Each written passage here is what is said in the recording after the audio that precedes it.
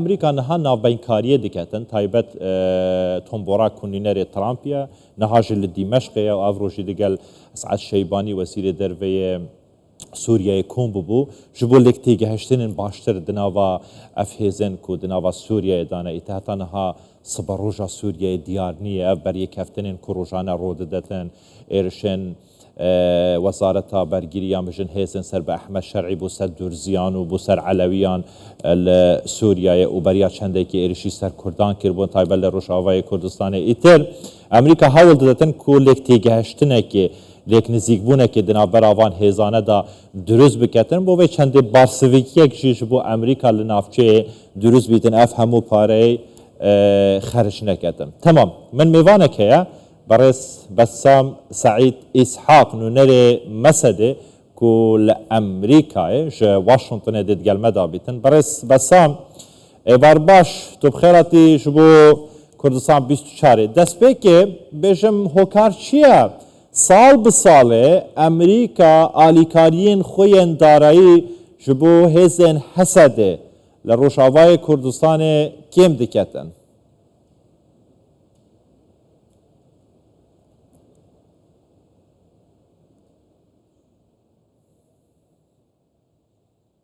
تحية لك بەڵێ سڵاو لە ئێوە و بینەرانی کوردستان 24 زۆر سپاس. التخفيض بەڕاستی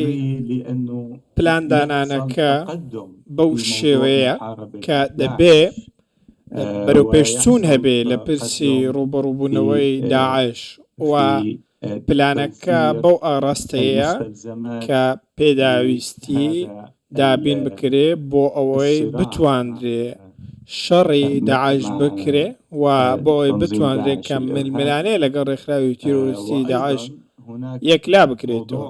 جگە لەمەش پرسێکی دیکە هەیە. سەرۆکی نوێی ئەمریکا دۆناڵد ترامپ ئەو لە کۆشکی سپی ئەو ماوە زۆرەی بەسەر نەبردووە بۆیە دەیەوێت کە بودجەی وەزارەتی بەرگری ئەمریکا دابەزێنێت و بۆیە بەشێک لە هاوکاریەکان ئەگەری هەیە کەم ببنەوە بەتایبەتیەوەی پێوەستە بە هێزەکانی سووریا دیموکرات. باشە بەڕێز بەسام نەها تۆمبارات شاندیە ترامپی لە سووریایە بەردەوام هەوڵ دەدەتن کو ev hêzin li derveyî wezareta bergiriya Sûriyeyê bixete bin siya wezareta bergiriya Sûriyeyê bixete bin sîbera wezareta bergiriya Sûriyeyê. Yani piştî vê yekê ku ev hewla serkeftin bi dest xist hêzên Hesedê ketin bin desthelata wezareta bergiriya Sûriyeyê. Yani tirsek heye yan amaje hene hîn li Washingtonê ne ku Emerîka bi yekcarî dest ji hêzên piştevaniya hêzên Hesedê berdetin li Rojavayê Kurdistanê yan bijin li Sûriyayê.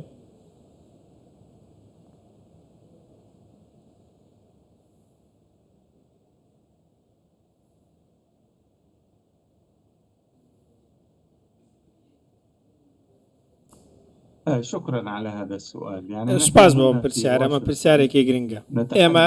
لە واشنگتن بە شێوەیەکی بنەڕەتی وەکو نوێنەرایەتی لەگەڵ ئەندامانی کۆنگرێس وهروەها ئەندامانی خودنوێنەران و بەرپرسانی دیکە قسە دەکەین دەتوانین لێرە بە شێوەیەکی گشتی بزانین کە ئاراستەی کۆنگرێس لە هەمبەر ئەم پرسانە چیە. ئەوەی ئەمڕۆ هەیە یاخود ئەو دیرگایی ئەمڕۆ لە هەمبەر سووریا هەیە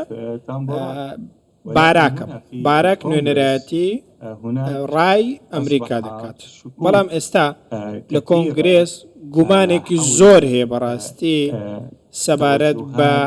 ئاراستە و شێوازی کارکردنی دارەی نوێی ئەمریکا. هۆکاری ئەم بابەتەش لەوەوە دەست پێ دەکات کە سەرپێچی هەبوو لە بەرامبەر خەڵکی مەدەنی لە کەناراوەکانی سووریا. کێشەکە لەمەوە دەست پێ دەکات. لە دوای ئەوەش بینیمان کە لە مارەلیاس لە دیمەشق تەقینەوە ڕوویدا جگەلەوەش لە سوەیدا سەرپێچی زۆر گەورە هەبوون. ئەوەی لە سوەیدا ڕوویدا کاریگەریەکی زۆر گەورەی هەبوو لەبەرەوەی هەم لەبەرەوەی شتێکی نوێ بوو یاخود مەبەستم لە نوێ ئەوەیە کە سەرپێچیەکی نوێ بوو خەڵکی سوەیدا کە سەردانی نەخۆشانی خۆیان دەکەن ڕوبەڕووی ئەم پرسە بووێتەوە لە کۆنگرێسی ئەمریکا دیدگایەکی نەرێنیش دروست بووە بەوەی کە سیستمی نوێ ڕژێمی نوێ لە دیمەشق توانای ئەوەی نییە یاخود گومان لەوە دەکەن کە توانای هەبێت بتوانێت دۆسەی ئەمنی سووریا بەڕێوە ببات بەو هەموو هەمەچەشنی و فەرەڕەنگەی لە سووریاوەدا لە سووریا هەیە بێگومان ئەمەش کاریگەری لەسەر سیاسەتی دۆناڵد ترامپ دەبێت ئێمە دەبێ بزانین لە سووریا هەسەدە شەڕی تیرۆری کردووە تیرۆر تەنیا چەک نەبووە تیرۆر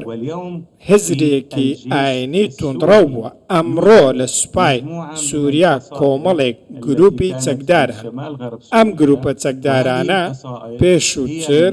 لەوێ شەڕیان کردووە هەمان ئەو بیرۆکەیان هەیە کە پێشتر داعش هەڵی گرتووە هیچ لۆژیکێک لەوەدا نییە تۆ ئەم هێزانە بە هەمان هزر بینی بیان کەیتە سوپا بۆیە بەڕای من شتەکە سەخت ئەگەر بەرسڤە پرسامر بدە ینی هەنگ بە زەحمەت دزانن بە ئەستەم دزانن کو سبێ ڕۆژێدا ئەمریکا دەژ هێزن هەسەدێ بەردەتن یان بە تەمامی خۆژە سووریای ڤەکشینیتن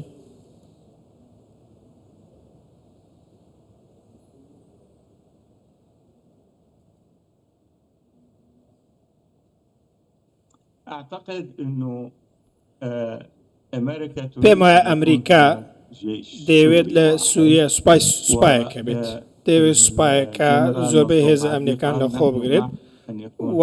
جەنەرال مەزلوم عەبدیش گوتێتی کە ئێمە لەگەڵ ئەوەداین یەک ئاڵای سووریا هەبێ و یەک سوپا هەبێ بەڵام کێشەکە لەسەر چۆنیەتی جێبەجێکردنی ئەم پرسەیە ئێمە دیدگایەکمان هەیە ئەوانش دیدگایە من پێم وایە دەبێت ئەمریکاش ئێستا لەوە تێبگا دەبێت بوونێکی سربەخۆ هەبێت لە نێو هێزەکانی سووریای دیموکرات بۆ ئەوەی شەڕی داعش بکەن سەرنجیان لەسەر ڕوبەڕووبوونەوەی تیرۆر بێت دەبێ هەندێک هێزی ئەمنی هەبێت لە ڕۆژهەڵاتی فورات بۆ ئەوەی ئاسایشی پێکاتەکان بپارێزن فەرەڕەنگی پێکاتەکان بپارێزن لەبەرەوەی ڕژێمی سووریا سەلماندوویەتی کە شکستی هێناوە لەوە ئەی بتوانێت هەموو پێکاتەکان پارێزن ئێمە ترسمان هەیە بەشێک لەو گروپانی لەدەست ئەوان دەرچوون لە ناوچەکانی ئێمە مافی مرۆڤ پێشێل بکەن وەکەوەی لە کەناراوەکان وەکەوەی لە سوێدا کرا باشە بەڕێز بەسام سەبارەت بە بابەتێ ئەف دوو بویارێن خوێناوی لە سووریای دروست بوون یعنی پشتی هاتنە ئەحمەد شەرعی ئیتر هەم بابەتی دورزیان هەم ژی عەلاویان ئیتر بەڵگە هەنە بەڵگەز باوەرم بەردەستێوە هەنە لە کۆنگرێسێژی هەنە لە ئەمریکاشی هەنە لە مەدیایژی بەڵاو بوون di belgeyan da yani gelek tawanên dijî mirovatî hatînekirin li ser destê çekdarên Ehmed Şer'î yan li ser destê wan hêzan ki ew hêzin niha li Sûriyeyê ne dibin siya wezareta berevanî dane wezareta bergirî dane piştî ev bûyerên xwînawî çêbûn û Emerîka jî fişaran li hêzên Hesedê diketin ku tevlî wezareta bergirî bibin îte tiştek nemîne bi navê hêzên Hesedê yani دیدگەها ئەمریکا پشتی ئەوان بویێرانە لەسەر ئەحمەد شەرعی و چەکدارین ئەحمەد شەرعی ناتێ گۆڕین ینی چاوە فشارێ لە هێزێکێ دکەن کو پەروەردەیە ئەمریکایە بشنە بن سیا وەزارەتێکێدا کو تاوانن دژی مرۆڤاتی ئەنجام دەدەن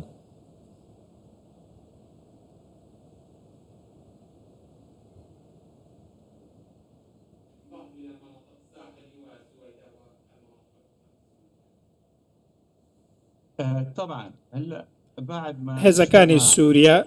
ئەم کاریان کردووە وەکو ئاماژت پێ کردگومانی تێدانە و دوای ئەوەش کە تۆم باراک لەگەڵ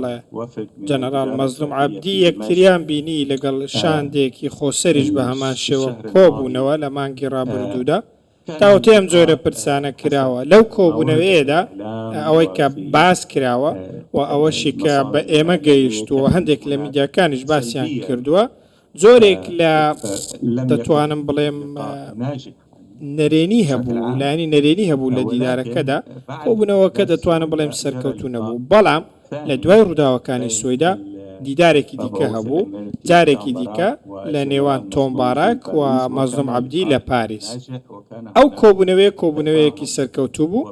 لەو کۆبوونەوەی لێک تێگەیشتنی زۆر باشە بوو کەواتە بە دڵنیاییەوە ڕووداوەکانی سوەیدا کاریگەری زۆریان لەسەر ئیدارەی ئەمریکا هەبوو بەڵام ئێمە لە واشنگتن لە میانی بەرکەوتنمان لەگەڵ ئەندامانی کۆنگرێس و ئەنجومەنی پیران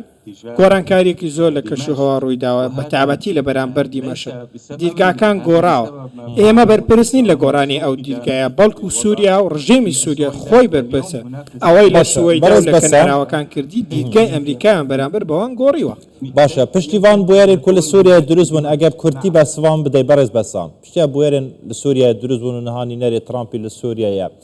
ئەمریکا دگەل بابەتێ ناوەندیە یان ناناوەندیە مرکزی یان لا مرکزیە ji بۆ سووریا ئەگە کورتی